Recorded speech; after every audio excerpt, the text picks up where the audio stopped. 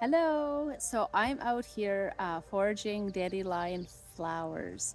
And so I just thought I would share. I know I've already posted a couple other videos in regards to making dandelion root tea and also harvesting the greens, although I haven't yet done greens or flower tea yet. I am working on the flower aspect now. So I am harvesting the flowers, and I just wanted to give you some tips on what to look for basically. So when you're harvesting, you want a nice, healthy looking dandelion. When you are getting into them getting closer to the seed time, they're going to start looking a little bit more wilted like, and they're actually getting ready to seed. So you can still pick these and dry them for tea and stuff like that. But when they're getting close to the seed process, what they're going to do when you dehydrate them is it usually will accelerate the seeding process. So when you take them out of your oven or your dehydrator, you may notice that they're getting some nice white fluffies underneath it. Or if they were really at like pre-seeding a stage, then the whole thing may poof right into a puffball. So the seeds are still nutritious, so you don't have to worry about whether or not it's still edible or good for you. Yes, the seeds are still nutritious, but it will slightly change the flavor of your tea or whatever you're using them for, because there is a bit of an aftertaste to the seeds. I haven't personally tried it, but that is what I've come up with in my research. So when you're picking them, you are wanting to pick them when they are, vibrant and coming up and not getting close to the part where they're going to start to go to seed. Okay, so the other thing you want to do is when it comes to dehydrating, if you don't have a dehydrator, that's me, you can dehydrate them in the oven, but it requires the lowest setting on your oven.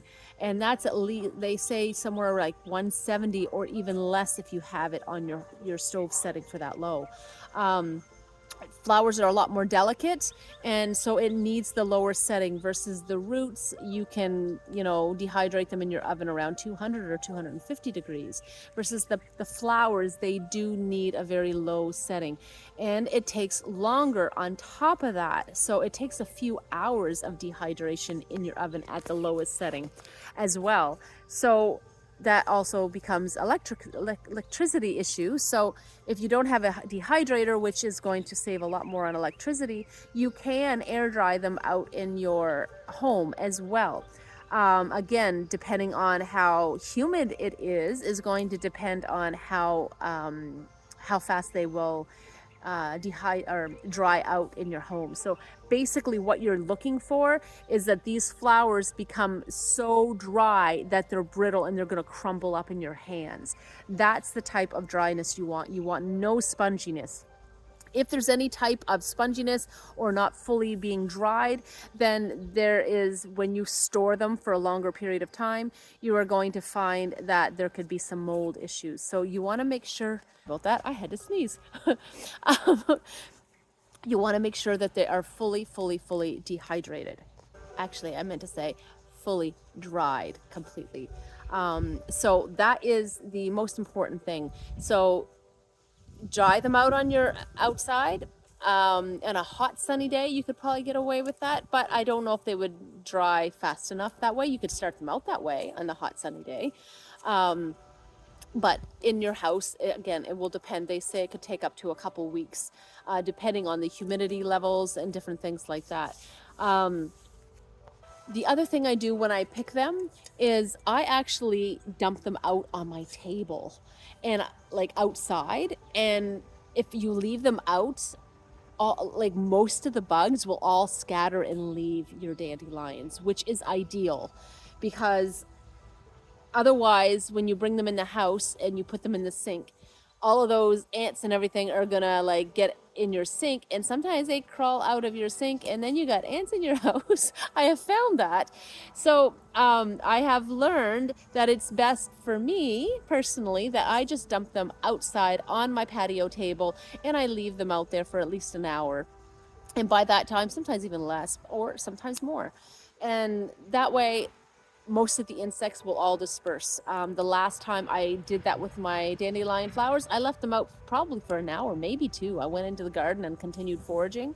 And when I came back and I put them in the bowl, there wasn't one single insect that I seen scatter. And so that is a benefit of doing that I have found.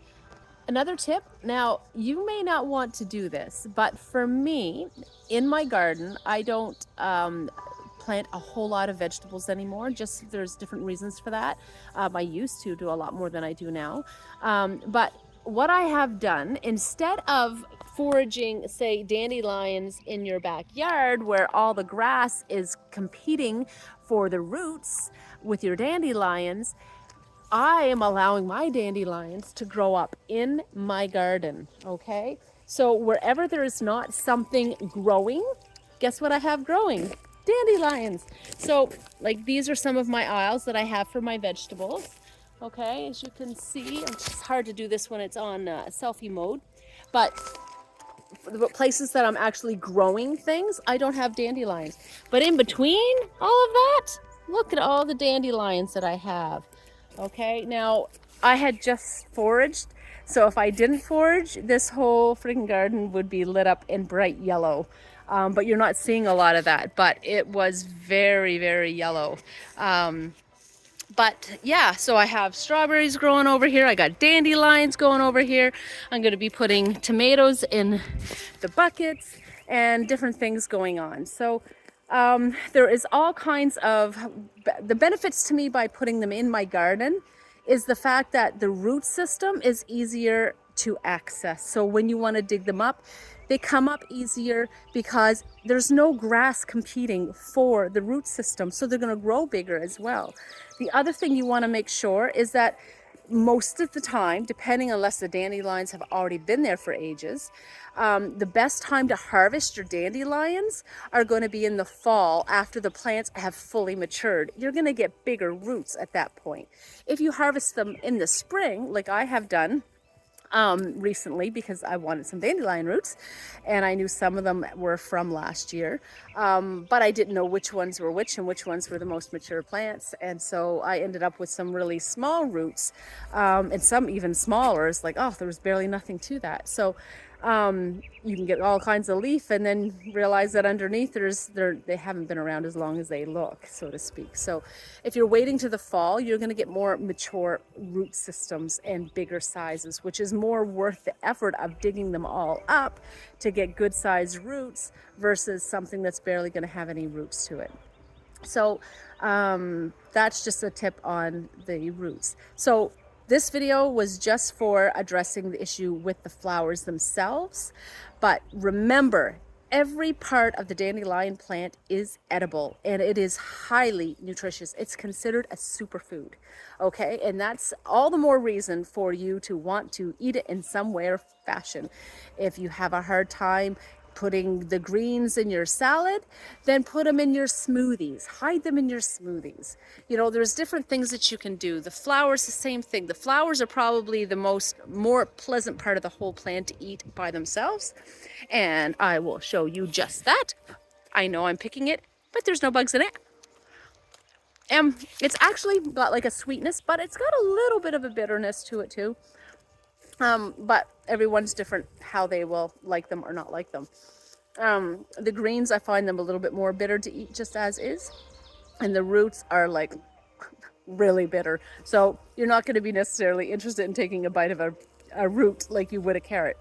But all of the plant is nutritious to eat.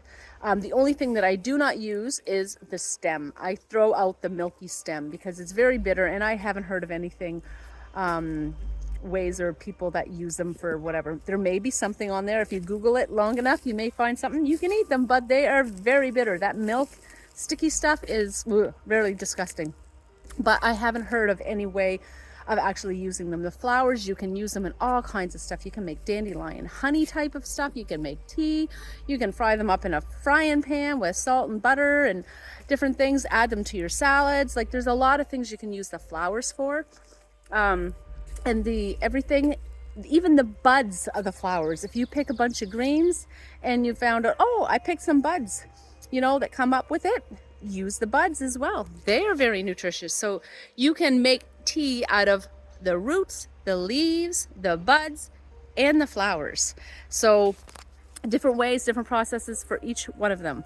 Again, I think I mentioned it, but in case I didn't, dandelion flowers need to be dehydrated at the lowest setting on your oven, 170 or less. And some places say even crack your oven open. So because of the amount of electricity it will take for the long length of period of time that it will take to dehydrate flowers at that low of a setting, I think it's a few hours. Basically, again, you're looking for that very brittleness where they can crumble up. And you want to rotate. If you're drying them out in the air, in your home or in your oven, whatever way you're doing it, make sure that you mix them up so that there's only a single layer on your sheet also when you put it in the oven.